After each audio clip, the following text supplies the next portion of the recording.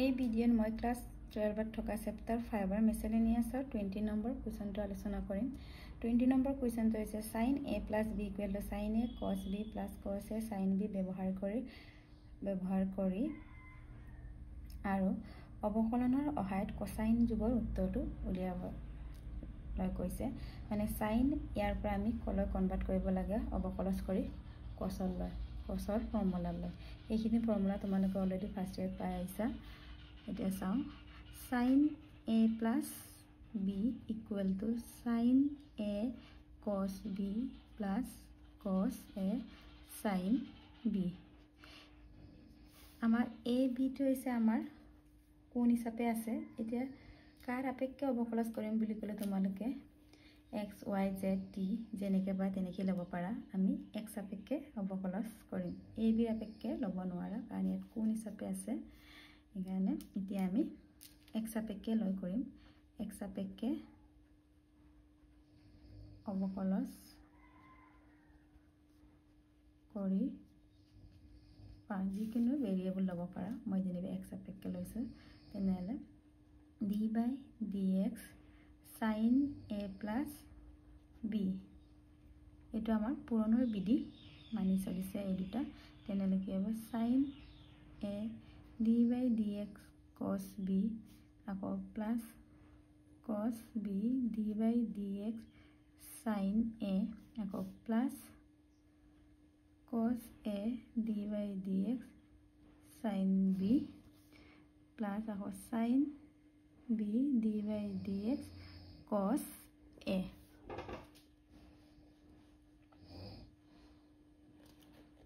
এতিয়া আমাৰ এটা d by dx সাইনৰ অৱকলন কি হয় আমাৰ cos, ভেৰিয়েবল কি আছে আমাৰ a plus b।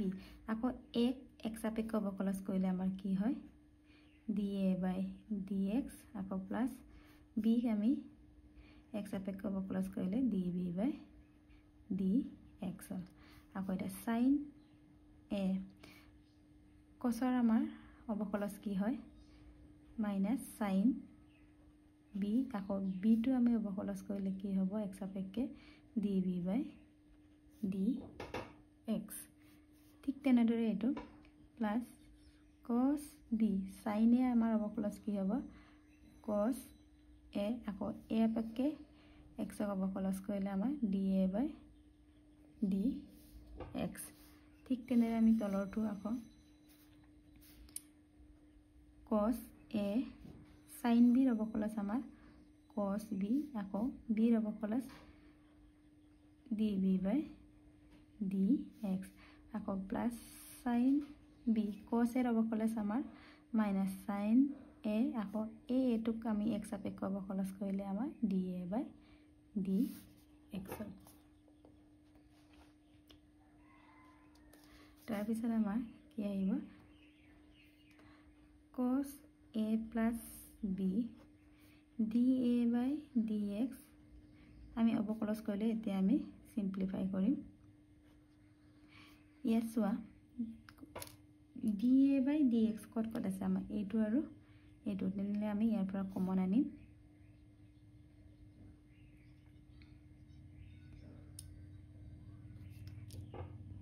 আমি dA by dx যদি কমন আনো কি থাকিলে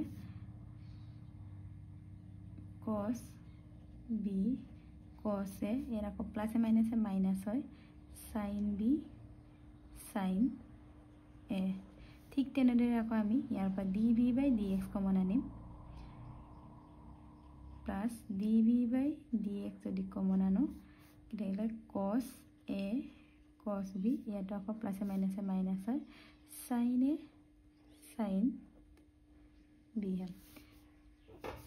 ইয়াতো চা এই দুটা আমাৰ একে হ'ল। ইয়াত যেনিবা b টো cos b আগত আছে, ইয়াত যেনিবা cos a আগত আছে, একে কথা, একো নহয়, আগে পিছে কৰি লিখিব পাৰোঁ।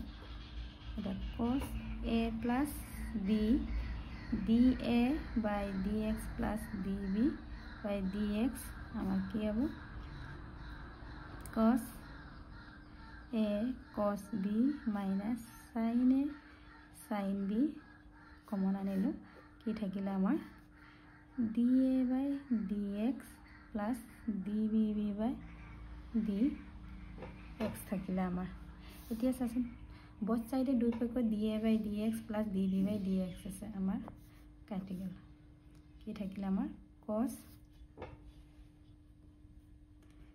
a plus b equal to cos a cos b minus sin a sin b আমাৰ কলাৰ উত্তৰত কোনটো উত্তৰলৈ আমাক নিব কৈছিলে কোসাইনৰ মানে cosৰ উত্তৰলৈ নিব কৈছিলে আমাৰ cos a plus b কি আছিল cos a cos b minus sin a sin b এইটোৱে আমাৰ এনসাৰ আকৌ ভালকৈ চোৱা তেনেধৰণে কৈছো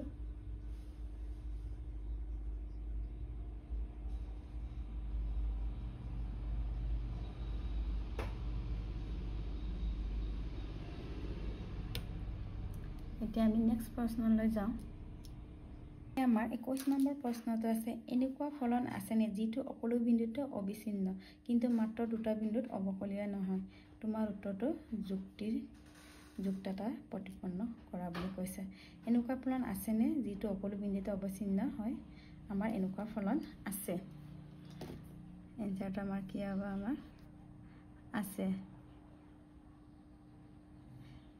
এনেলে ফলনটো কোনটো আমাৰ f of x equal to modulus of x plus modulus of x minus 1 ফলনটোৰ আমাৰ অবিচ্ছিন্ন আছে কিন্তু মাত্ৰ দুটা বিন্দুত এতেকে f of ফলনটো অবিচ্ছিন্ন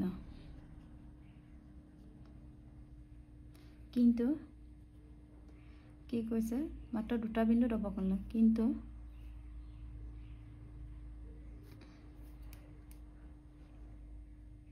f of x ফলনটো অৱকলনীয় নহয় কোনটো বিন্দু দুটাত ইয়াত চোৱা ইয়াত x equal to 0 বহিলে আমাৰ অৱকলনীয় নহয় আৰু x ৰ মান যদি 1 বহাও 1 minus 1 0 এনেলে এই বিন্দু দুটাত আমাৰ fx ফলনটো অৱকলনীয় নহয় x equal 0, 1 এই দুটোকে আমাক লিখিবলৈ কৈছে এটা মনত ৰাখিবা ইয়াৰ পিছৰখিনি মই নেক্সট ভিডিঅ'ত আলোচনা কৰিম